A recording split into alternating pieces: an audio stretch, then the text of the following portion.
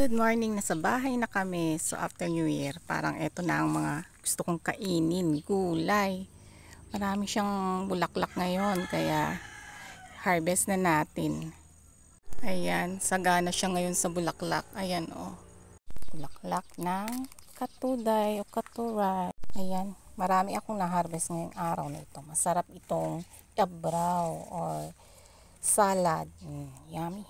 Oh, may sigarilyas pa. Tamang tama. Ayan, yung mga natira pang sigarilyas. Ayan, nakakuha na ako. So parang gusto ko pang kumuha ng malunggay. Haluan ng malunggay. Malunggay, kukuha na lang ako.